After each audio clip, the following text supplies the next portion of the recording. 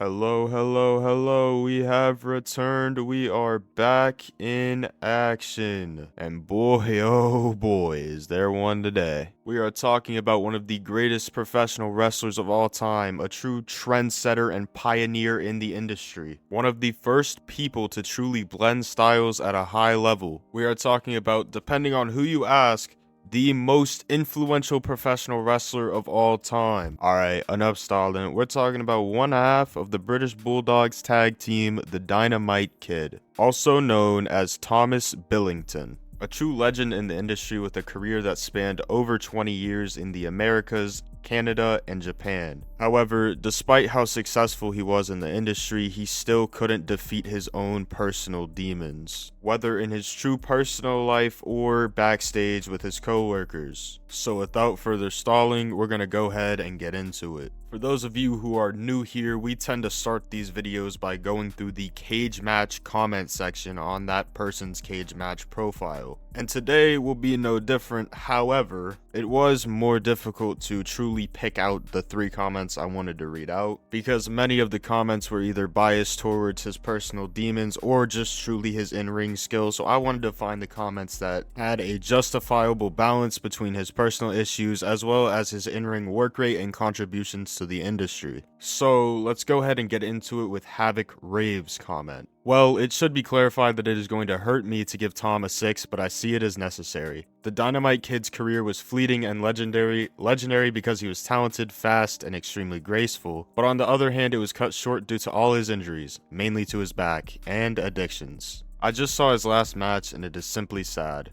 Due to everything previously said, his appearance was discouraging. He looked depressed, very thin, and his performance was devastating. If you put Tom from 94 next to Tom from the 80s, 2 different people will appear. He could easily be a 10, but his career was short and sad. I also cannot ignore the fact that he was a horrible person. To add on to this, Giant Fan 1980 commented, "The Ty Cobb of pro wrestling. Played hard, lived hard, made a lot of enemies against his contemporaries, had few friends at the end, and died a rather sad ending." Still can't deny that he revolutionized what work rate would become. Unfortunate for him, his success came at the cost of completely trashing his body. The final comment I found comes from Blood Pump, right up there with Abdullah the Butcher in being the biggest scumbags in the company, but he was so damn good in the ring. His matches with Tiger Mask are obviously classic, but I urge you to watch his stuff with a young Bret Hart in Stampede Wrestling. In spite of both performers still being early in their careers, they pulled out main event level work just about every time they stepped in the ring. It's just a damn shame he's such a horrible human being. So this is a pretty tricky situation because on one hand, we're talking about one of the greatest professional wrestlers to ever lace up a pair of boots. But on the other hand, we're talking about one of the most infamous and most polarizing backstage characters.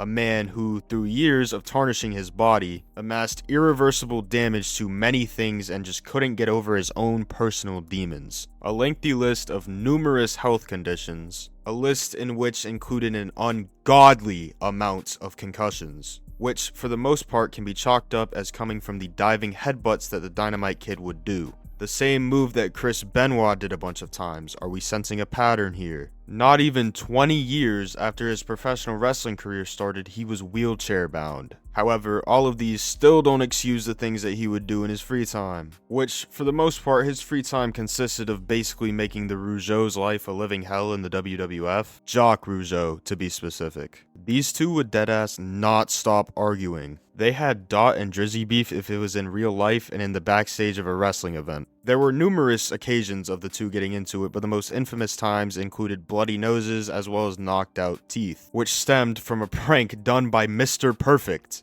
Basically, the Dynamite Kid had thought that Jacques Rougeau had cut off all the sleeves on his shirt or something, when in reality it was Mr. Perfect that did it. An altercation then occurred and Rougeau left with a nose busted open, but karma a bitch and he ain't let it slide. So not long after that, Rougeau ended up punching Dynamite Kid with a roll of quarters. This knocked out several of the Dynamite Kid's teeth, and this was one of many incidents that led to the Dynamite Kid losing his opportunity with the WWF, which following that he would return to Japan, and from that point on it was just a really sad state to witness, especially seeing as what would happen not much longer afterwards. By now, many of you have probably heard the story about how he pulled a shotgun and threatened his pregnant wife at the time, Michelle. It was covered in detail on the Dark Side of the Ring episode about the Dynamite Kid, in which I recommend that you go and watch after this video. For context, this wasn't that far removed from his WWF release. To cut a long story short, the Dynamite Kid threatened his pregnant wife, Michelle, with a shotgun, basically telling his wife and kids to leave, and if they don't, he will blow her head off. He even at some point put the shotgun in her mouth and threatened to shoot her right then and there. Yeah, that's not the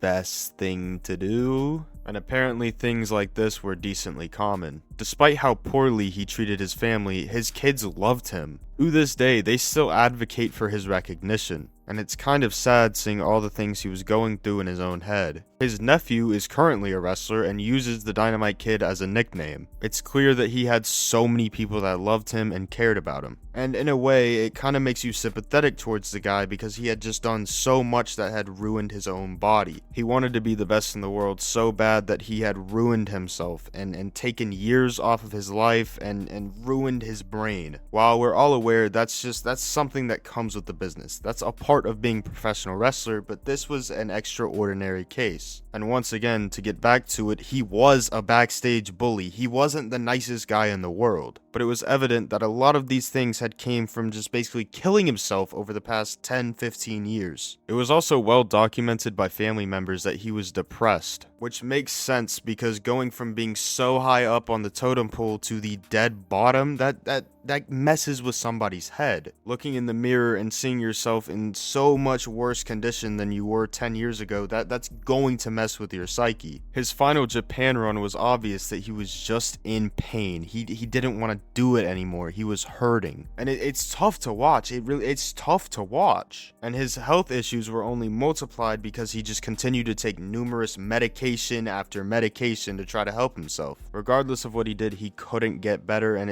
he kept taking years and years off of his life because of it. Someone that was at one point having all-time classics with Tiger Mask was now wheelchair bound. Not to mention he was also a drug abuser as well as an alcoholic, so that sure as hell didn't help him. And he also sure as hell wasn't helping his case with the boys in the back. As we've stated, he was a notorious backstage bully and would pick on the people that were smaller than him. He was just a cruel individual to many people. While all the things we've discussed, they add up, it doesn't excuse being a horrible human being to somebody. It doesn't excuse just ruining the morale of the backstage locker room, picking on random people just because they're smaller than you or just because you don't like them. And yes, we're all aware it's wrestling. As we've covered on the channel, there's countless terrible wrestlers out there. But regardless of how good of a professional wrestler, how good of a worker the Dynamite Kid was, nothing excuses his selfish projections of his own personal demons. His life fell apart due to many reasons, wrestling related or not. This is just another example of things are going to catch up to you in the future. Not everything's going to be sunshine and rainbows, and you have to learn as a human being how to not project your insecurities or problems onto other individuals. Now, I didn't go super in depth, however, the Dark Side of the Ring episode already did that. They gave this story a lot more justice than I ever could. So if there's going to be any Dark Side of the Ring episode you ever decide to watch, I would recommend this one. And I believe that's going to be all from me. I appreciate you guys for taking time out of your day to watch this video, and if you enjoyed it, and if I earned it, I would appreciate if you liked the video as well as subscribe to the channel. We're trying to take over the world over here, so